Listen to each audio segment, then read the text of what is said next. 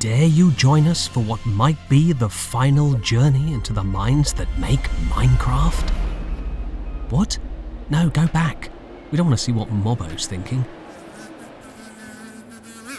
Oh, goodness gracious me. Welcome to How We Make Minecraft.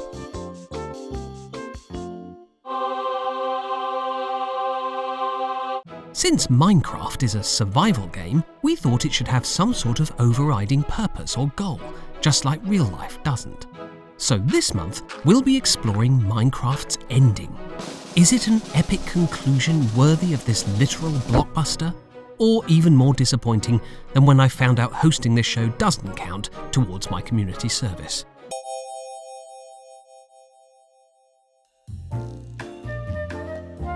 Completing Minecraft couldn't be simpler.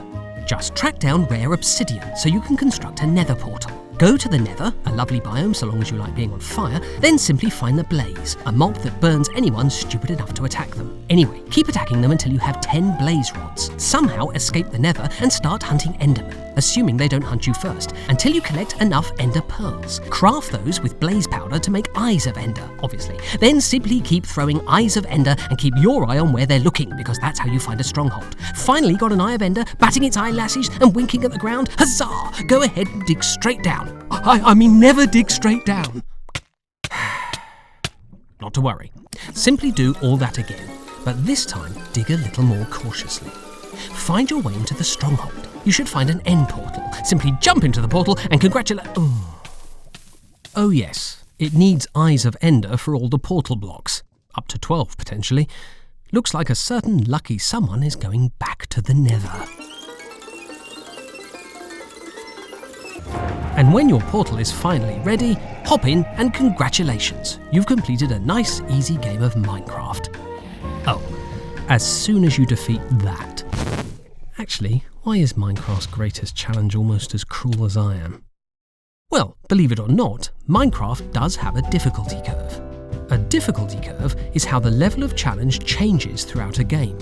It's called a curve because ideally you want the difficulty to steadily curve upwards at the same pace as the player's skills are increasing. It's an incredibly tough curve to get right. In fact, the difficulty curve for making a difficulty curve looks more like this. One of the toughest parts of crafting Minecraft's difficulty curve is that we're an open world game. Open worlds are all about freedom. You want the player to feel like they're free to go anywhere. Problem is, that could mean that they don't visit your helpful tutorial area first, and instead start off by exploring somewhere far more sinister. This is why you have to go through so much arbitrary nonsense, compelling treasure hunt game design, to get the resources you need to access the end. Because if you just spawned into Minecraft and immediately met the Ender Dragon, that's less of a difficulty curve and more of a difficulty slap in the face.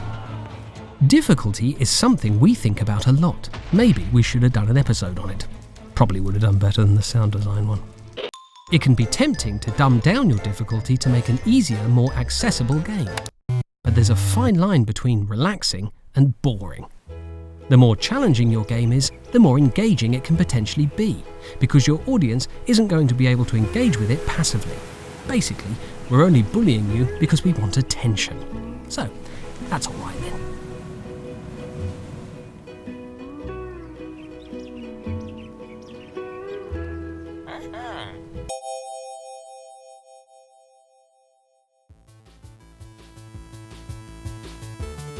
A bad end video game boss is more unfair than challenging. Ideally, a boss fight should test all the skills our game has been training you in. Your archery and traversal skills are tested to reach and destroy the ender crystals. As for the fight itself, well, hopefully by now you've mastered our perfect combat system that no one has ever complained about. Let's move on. Quickly now. We've constantly updated the Ender Dragon boss fight. We've added music, changed its behaviour, given it the ability to spit acid, regretted giving it the ability to spit acid, unsuccessfully tried to remove its ability to spit acid, and bowed down to our new acid-spitting queen. Minecraft's ever-changing ending is pretty hardcore, but that hopefully makes it all the more cathartic when you do beat it. Some people have had the nerve to ask if I've completed Minecraft, and of course, as a Minecraft expert, that's none of your business.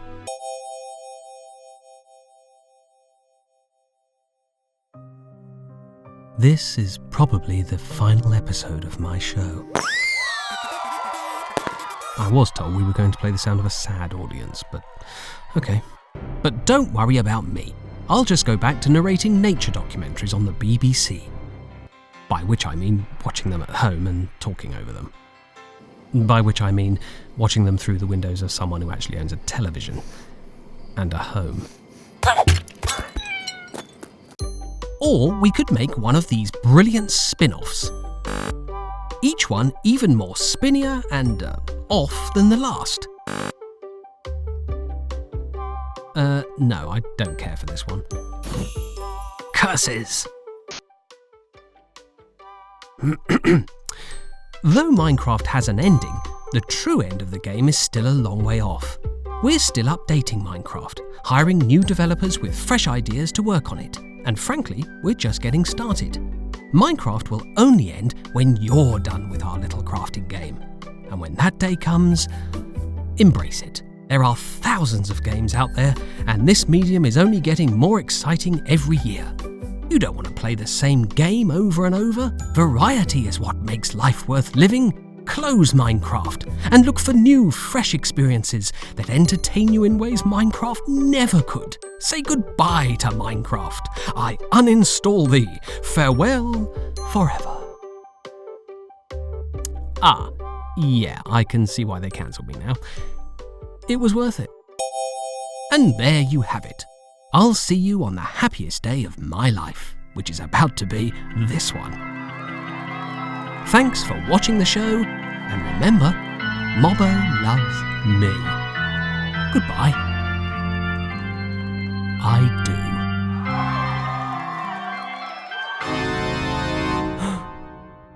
Jonathan?